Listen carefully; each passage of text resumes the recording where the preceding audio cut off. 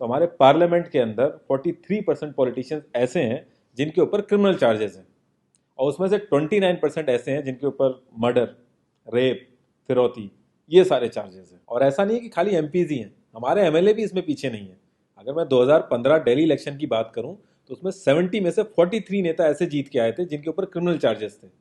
और अगर करंट की बात करें तो 37 एमएलए ऐसे हैं जिनके ऊपर क्रिमिनल चार्जेस हैं। और ये ऐसा नहीं है कि किसी ने आरोप लगा दिया या एफआईआर है, ये वो चार्जेस हैं जो सुप्रीम कोर्ट के अंदर फ्रेम हो चुके हैं। मतलब पुलिस गई है वहां पे, उसको एविडेंस कंफर्म हुए, आई विटनेसेस मिले हैं, ये वो चार्जेस हैं।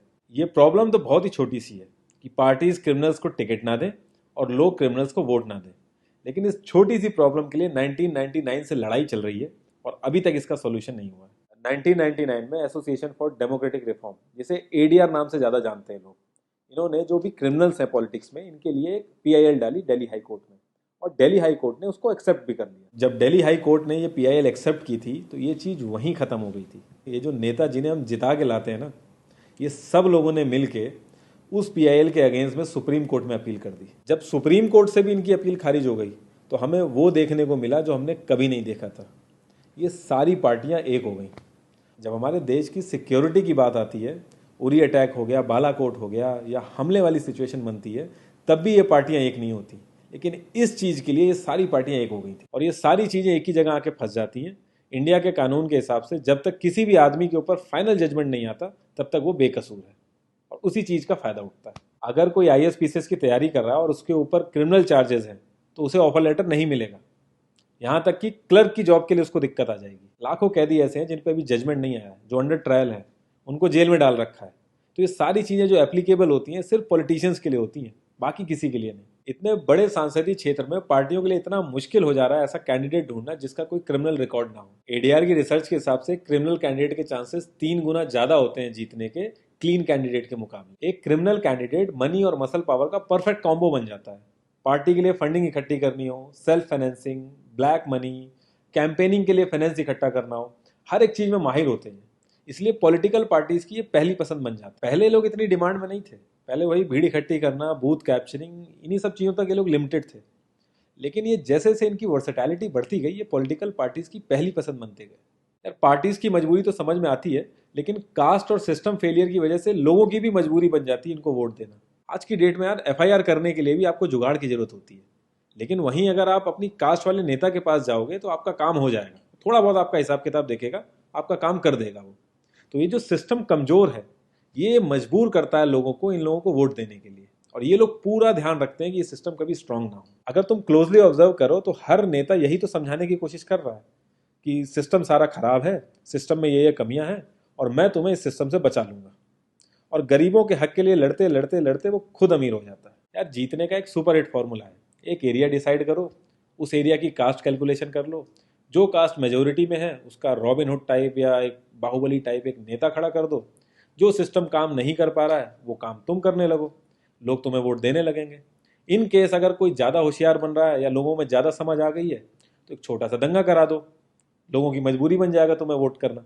Centre for media studies CMS, इसके हिसाब से लास्ट लोकसभा जो 2019 का था उसमें 50,000 करोड़ से भी ज़्यादा पैसा इन्वॉल्व था। पूरे वर्ल्ड में इंडिया सबसे ज़्यादा पैसा खर्च करता है इलेक्शन में, यूएसए से भी ज़्यादा। तो यार तुम्हें क्या लगता है इतना पैसा खर्च करके कोई जब आएगा तो वो रिटर्न ऑफ इन्वेस्टमेंट नहीं देखेगा? ऐसे ये सारी पार्टीज आपस में कितना लड़ती रहती हैं, कितने वैचारिक मतभेद हैं इनके आपस में, लेकिन जब भी ट्रांसपेरेंसी इन पार्टी फंडिंग की बात आती है ये सब लोग एक जैसा राग अलापते हैं। ये लोग कभी भी पार्टी फंडिंग में ट्रांसपेरेंसी आने ही नहीं देंगे। एक बार जब ये लोग पावर में आते हैं ना तो पूरा का पूरा सिस्टम इनके हिसाब से चलता है, और जो पुलिस वाले इनके हिसाब से नहीं चलते ना उनका ट्रांसफर हो जाता है।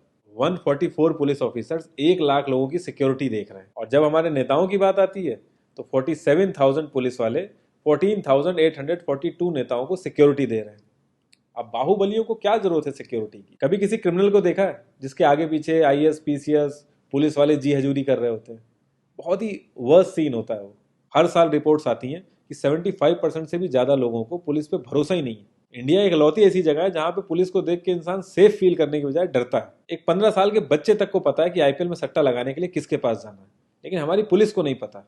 और ये सारा सिस्टम, ये जो वीक सिस्टम है, हमारे नेताओं को बहुत सूट करता है, क्योंकि जिस दिन ये स्ट्रांग हो गया तो इन सब की दुकानें बंद हो जाएंगी। इंडिया की 65% आबादी 35 की एज से नीचे है।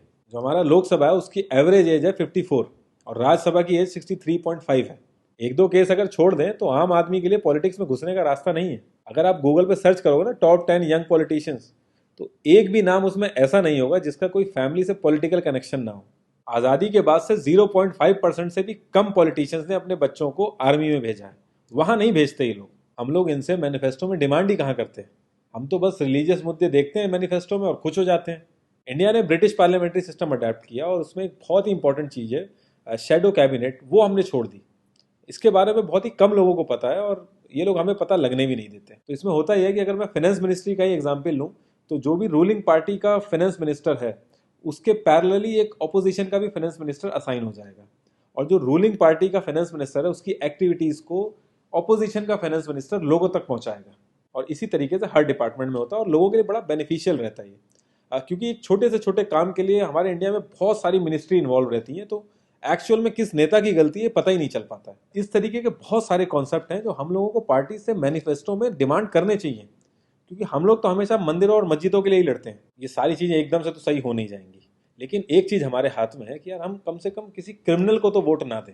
और ऐसा तो होता नहीं कि सारे के सारे लाइन से क्रिमिनल ही खड़े हो जाते हैं। हमें बस इतना करना है कि जो भी कैंडिडेट क्रिमिनल है हमें बस उसे वोट नहीं देना है, भले ही वो हमारी फेवरेट पार्टी का हो, भले ही वो हमारी कास्ट का हो। बस एक दो बार हमें ऐसे करना है, फिर इन लोगों को टिकट ही मिलना बंद हो जाएगा पार्टियों से। जितनी रिसर्च हम अपना मोबाइल फोन खरीदने में करते हैं ना, उसकी 10% रिसर्च भी अगर हमने अपने कैंडिडेट के बारे में कर ली तो ये क्रिमिनल जितने भी हैं पार्लियामेंट में नहीं दिखेंगे, ये वहीं दिखेंगे जहां इनको होना चाहिए। लास्ट में एक ही क्वेश्चन पे मैं इस कॉन्वर्सेशन को एंड करूंगा कि पॉलिटिक्स अगर समाज सेवा है तो सैलरी क्यों, और अगर नौकरी है तो एग्जाम और क्वालिफिकेशन क्यों नहीं।